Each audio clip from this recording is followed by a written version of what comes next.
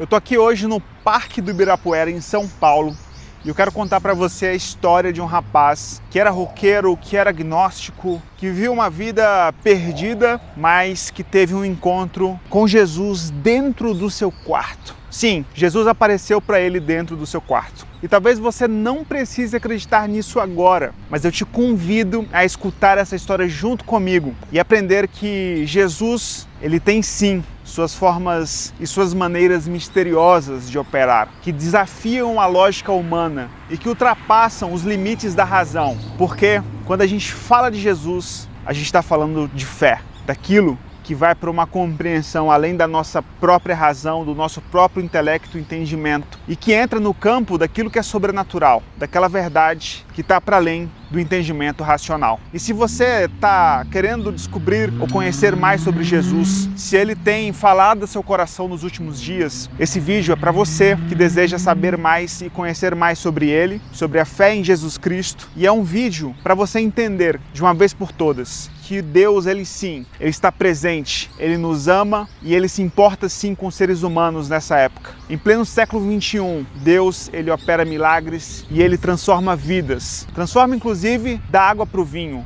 muda completamente histórias. Talvez você esteja buscando uma grande mudança na sua história. E hoje eu quero te convidar a conhecer a história desse rapaz, que é lá do interior da Bahia, de uma cidadezinha de 60 mil habitantes, chamada Itamaraju. Um rapaz que foi criado num berço evangélico, que era filho de pastor. Meu pai, ele já faleceu. E sim, eu sou esse rapaz. Meu pai já partiu para Cristo e eu fui criado dentro de uma igreja que tinha um comportamento de uma seita, uma igreja muito extremista, uma igreja muito religiosa que tinha um controle sobre as pessoas e sobre a mentalidade das pessoas de forma absoluta. Gerava, sim, enormes contradições com a palavra de Deus, e eu conto mais sobre essa história aqui nesse vídeo. Hoje eu sou católico, principalmente depois desse meu encontro com Jesus Cristo, eu me converti ao catolicismo, mas isso não é o que eu quero falar aqui para você agora. Se você quiser mais conhecer essa história sobre a minha caminhada religiosa, sobre de como após esse encontro com Jesus no meu quarto, eu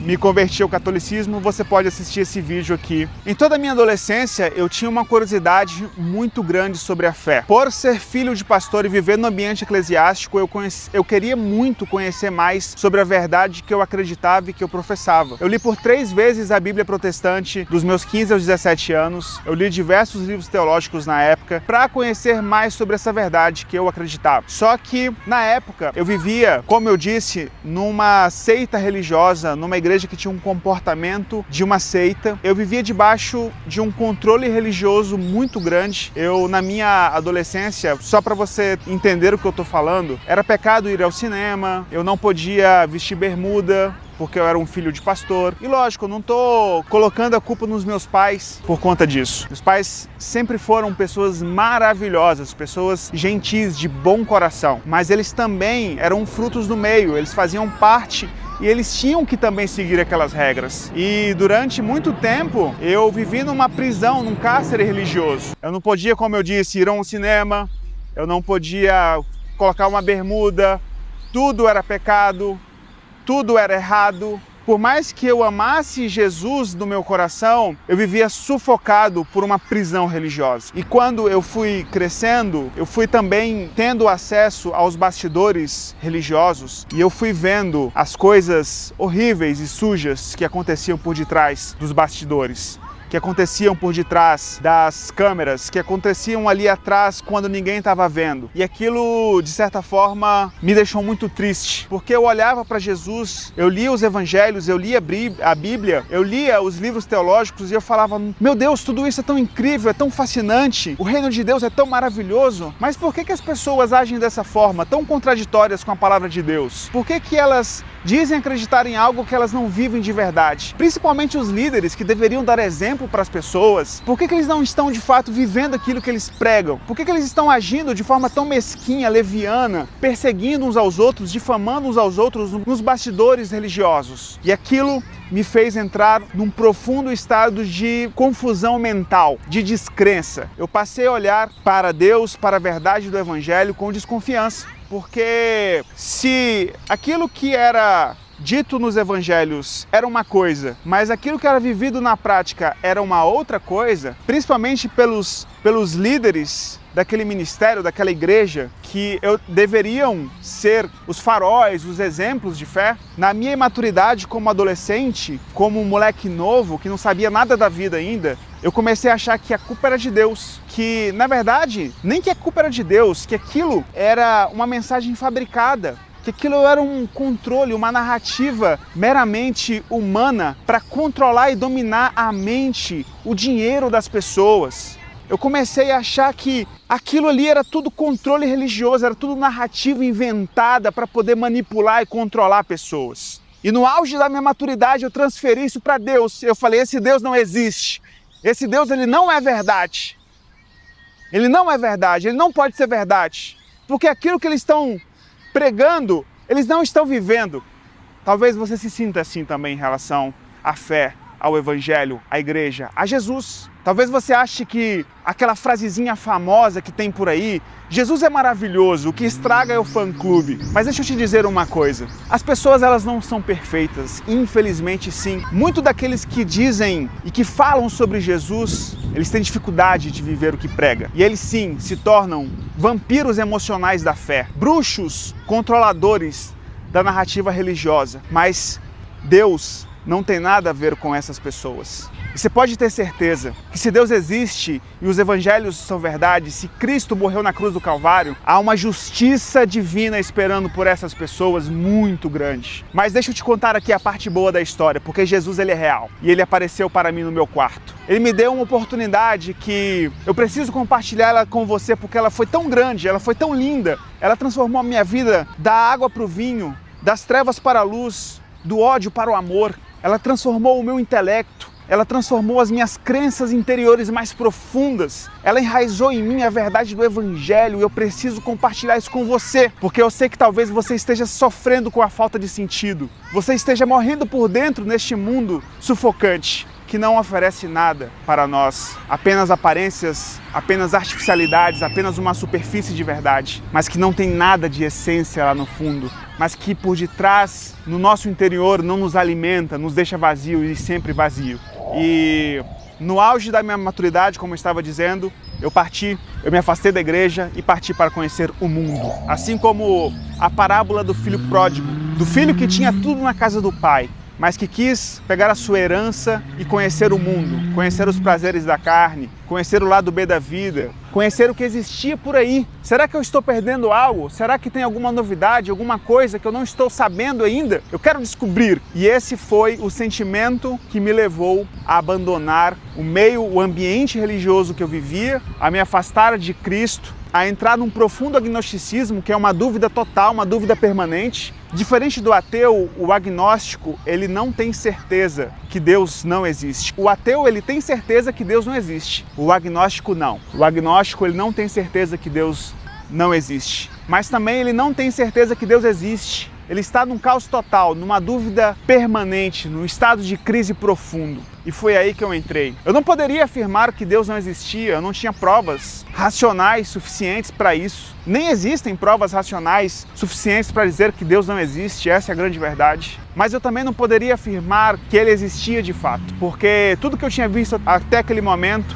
parecia ser uma grande mentira, um grande teatro, um grande circo. Mas se Deus existisse para mim naquele momento, Ele poderia ser um ser distante, que não se importava com nós, que não se importava com a humanidade, que não se importava com as pessoas. Afinal, é tanto sofrimento no mundo, é tanto caos, é tanta miséria, é tanta injustiça. São os poderosos deste mundo infligindo sofrimento sobre os marginalizados, sobre os pobres, os injustiçados dessa época. E eu olhava e falava, se Deus existe, porventura Ele existe, Ele não se importa com nós. E eu seguia no meu estado de crença e descrença total. E foi nessa época que eu montei uma banda de rock. Eu sempre apaixonado por música desde criança, tocava na igreja, peguei uma guitarra que estava ali, abandonada, no canto do meu quarto e comecei a compor algumas canções. Peguei o meu violão, comecei a compor mais canções e ao final das contas eu já tinha ali um número grande de músicas que eu tinha feito, extravasando, colocando pra fora todo aquele conflito, toda aquela raiva, toda aquela dor. E eu falei, nossa, finalmente eu descobri alguma coisa que eu me sinto vivo de verdade. Foi através da música que eu fui expressar aquele conflito que eu estava vivendo naquele momento. A minha vida sempre foi marcada por muita intensidade, por uma busca profunda pela verdade. E talvez você que esteja me assistindo agora esteja passando por isso nesse exato momento. Eu sei que lá no fundo você é uma pessoa fiel aos seus sentimentos, fiel àquilo que você acredita. Você não negocia com a verdade que você acredita no momento. E você espera sempre para ter uma nova oportunidade de descobrir algo novo que possa fazer sentido para você. Eu já fui essa pessoa e eu tenho essa natureza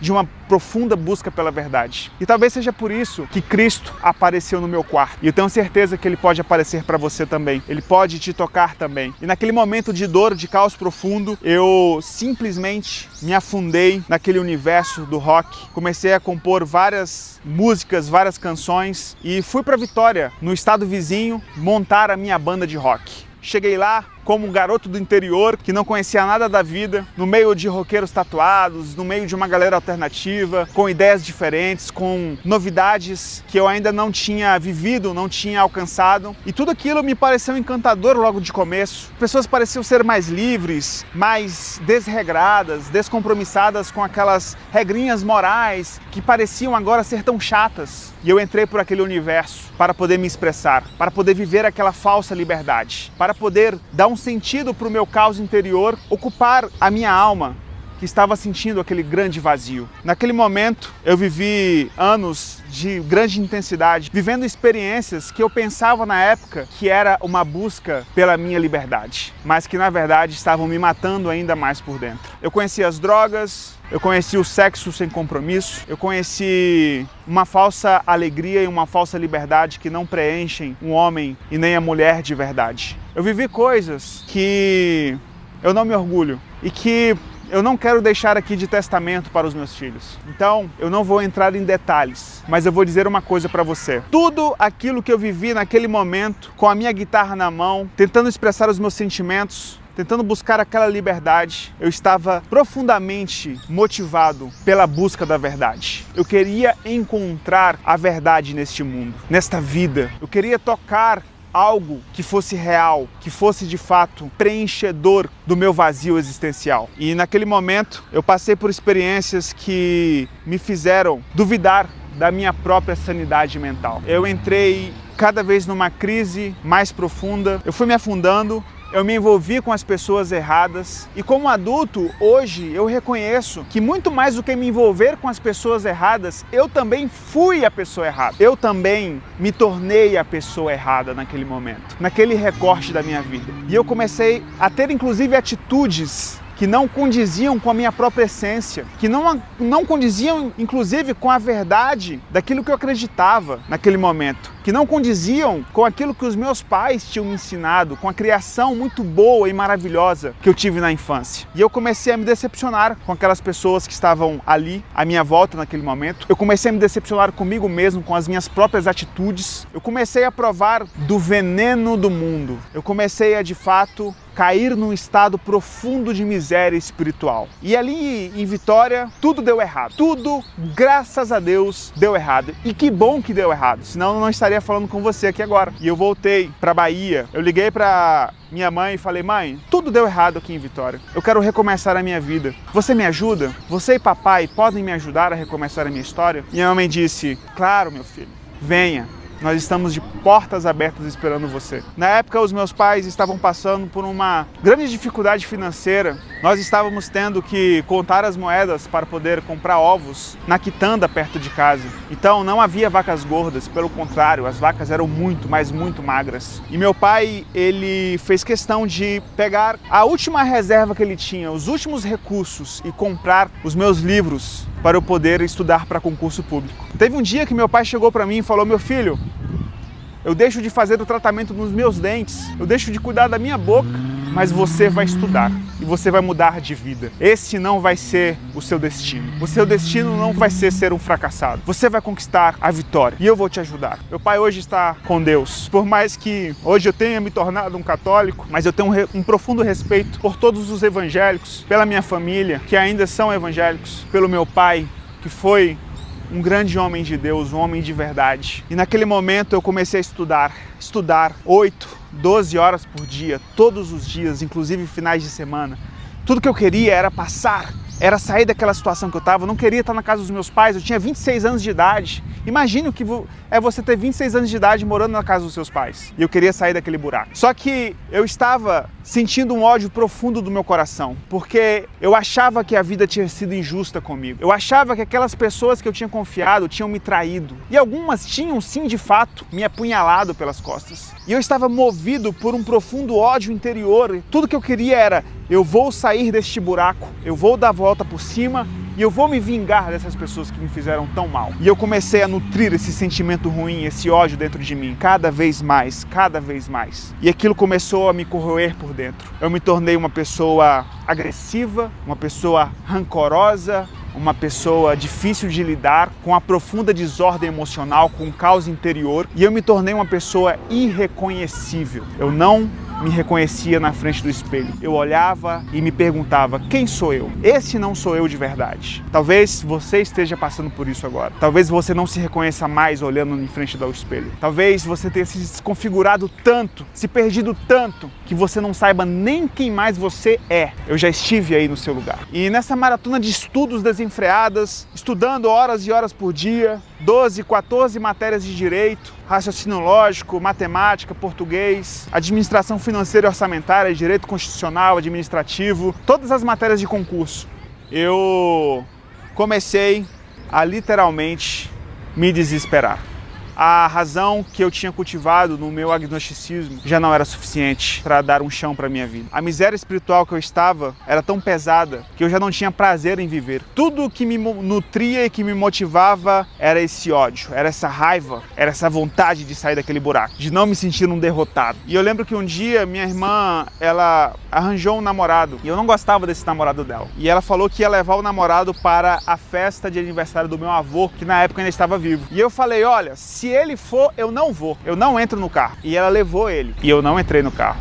E eu não fui para o aniversário do meu avô. E quando a minha família partiu, eu olhei para aquela atitude que eu tinha tomado e falei, que merda que eu tô fazendo da minha vida? O que tá acontecendo comigo? Que tipo de pessoa eu tô me tornando? Eu olhei na frente do espelho, eu bati na minha cara e eu falei, não é possível que eu tomei essa atitude. Eu não me reconhecia mais. E eu fui para casa de um amigo. Esse amigo eu faço questão de citar o nome dele, Boniek Apio, lá de Itamaraju, meu irmão em Cristo. Fui para casa desse grande amigo e ele é um cristão de verdade. A gente conhece o cristão de verdade. O cristão que ele não fica te julgando, não fica te dando sermãozinho o tempo todo. Ele tem uma vida que você gostaria de ter. Você olha e fala, nossa, essa pessoa ela é tão feliz de verdade, ela é tão simples, mas ela é tão feliz de verdade. Ela tem uma simplicidade no viver, na fala, com as pessoas próximas, uma família em harmonia. E o Boniek é essa pessoa. Com o exemplo do Boniek, eu comecei a olhar para Jesus de uma forma diferente. Eu comecei a talvez pensar que eu tinha sido enganado, que aquela experiência religiosa que eu tinha tido lá atrás não definia o reino de Deus, não definia a fé de verdade. E foi naquele momento que algumas escamas começaram a cair dos meus olhos, com o testemunho e a vida de Boniek. São Francisco de Assis diz, pregue o evangelho, se necessário, use palavras. E assim era o Boniek. Ele pregava o evangelho com seus atos.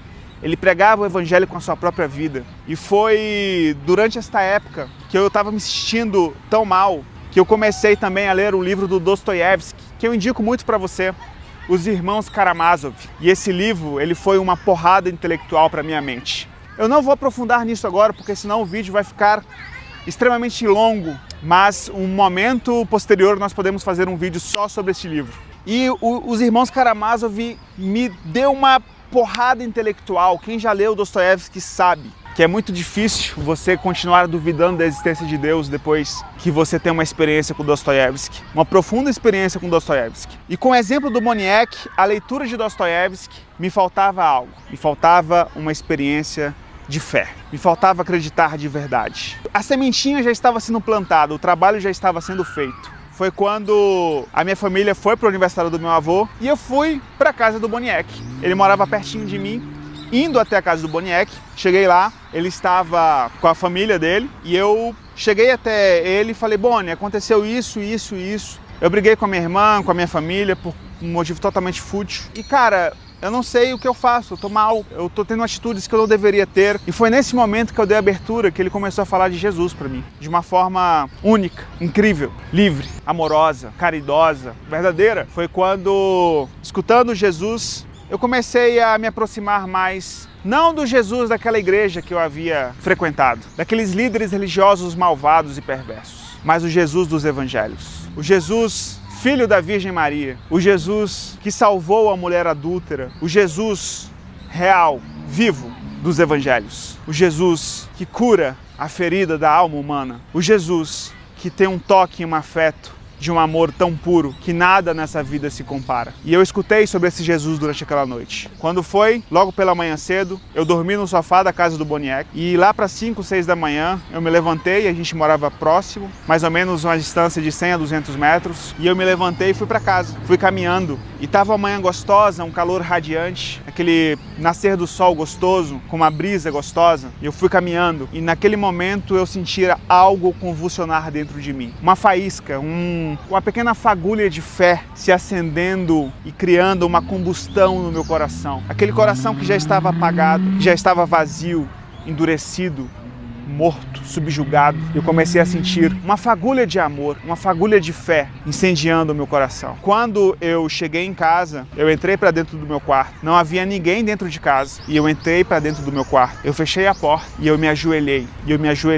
Depois de anos e anos e anos sem falar com Deus. Anos e anos e anos de descrença total. Eu me ajoelhei e eu disse: eu só posso estar ficando louco. Eu vou falar com as paredes agora. Eu não sei se Deus existe. Será que eu estou ficando maluco? Eu vou falar com as paredes. Mas eu estava disposto a dar o salto de fé. Eu estava disposto a falar com as paredes e ouvir só o vazio do concreto, o barulho da laje. Tudo bem, eu estou no fundo do poço. Nada mais me importa, nada mais pode me salvar. Daqui é só para a clínica do psiquiatra, não tem mais outro lugar. Eu vou me ajoelhar e eu vou dar o meu braço a torcer. Porque se Jesus existe, se Ele é aquele Senhor dos Evangelhos, Ele vai me encontrar agora. Ele vai falar comigo agora.